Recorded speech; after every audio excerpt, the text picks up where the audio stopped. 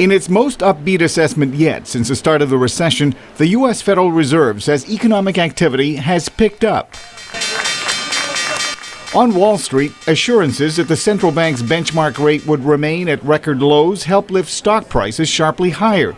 But the gains were short-lived, as investors worried the Fed was running out of options. Low rates have given investors access to cheap financing, helping to spur a nearly 7-month rally in stocks.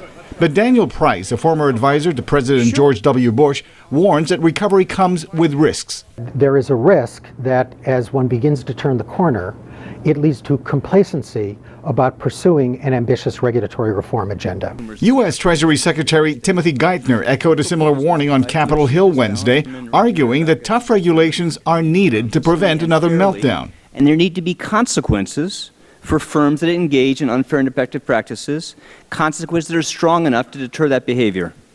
But so long as the jobless rate, now at a 26-year high, continues to rise, experts say the U.S. economy remains vulnerable.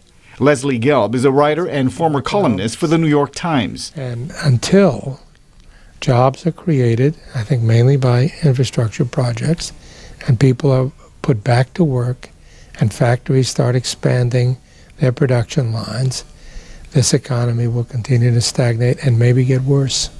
Central bank officials acknowledged the continuing job losses, but wrapped up 2 days of meetings by saying financial and housing markets have improved and consumer spending is starting to stabilize. Although some say the recession is already over, economists say unemployment is a lagging indicator and could reach 10% before the end of the year. Arcega, VOA News.